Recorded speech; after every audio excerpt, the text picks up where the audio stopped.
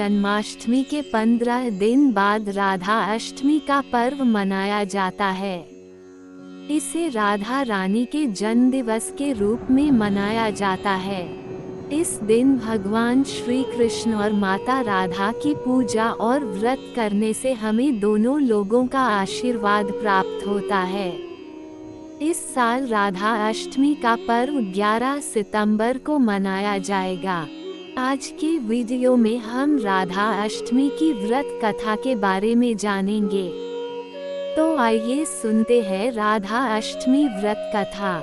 उससे पहले अगर आप हमारे चैनल पर पहली बार आए हैं तो हमारे चैनल को सब्सक्राइब करें और वीडियो पसंद आए तो लाइक करें।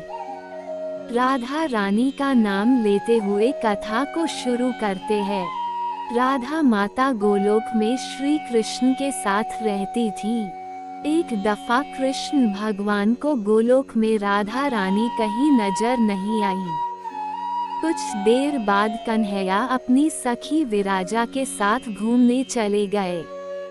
ये बात जब राधा रानी को मालूम हुई तो उन्हें गुस्सा आया और वो सीधे कन्हैया के पास पहुंची। वहां पहुंचकर उन्होंने श्री कृष्ण को काफी भला बुरा कहा। राधा रानी का ये रवैया भगवान श्री कृष्ण के प्यारे मित्र श्रीदामा को बिल्कुल अच्छा नहीं लगा। श्रीदामा ने उसी वक्त बिना कुछ सोचे समझे राधा रानी को पृथ्वी पर जन्म लेने का श्राप दे दिया।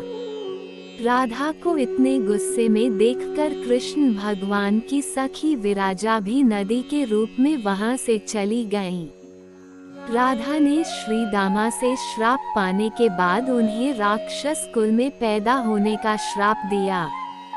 राधा जी द्वारा दिए गए श्राप की वजह से ही श्रीदामा का जन्म शंखचूड़ दानव के रूप में हुआ।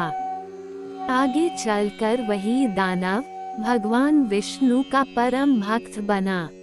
दूसरी तरफ राधा रानी ने पृथ्वी पर वृषभानु के घर पुत्री के रूप में जन्म लिया। राधा रानी का जन्म वृषभानु जी के घर तो हुआ, लेकिन उनकी पत्नी देवी कीर्ति के गर्भ से नहीं।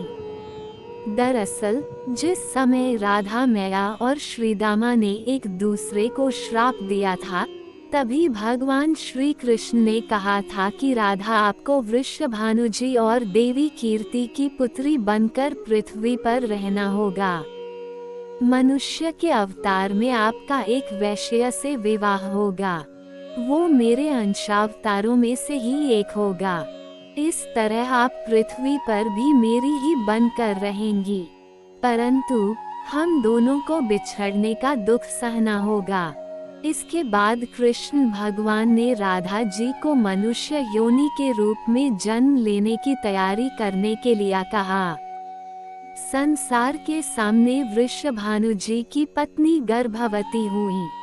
जिस तरह एक बच्चा दुनिया में आता है, ठीक वैसे ही देवी कीर्ति का भी प्रसव हुआ, लेकिन असल में राधा माता का जन्म देवी कीर्ति के गर्भ से नहीं हुआ था। भगवान की माया से उनके गर्भ में वायु भर गई थी। देवी कीर्ति ने उसी वायु को जन्म दिया।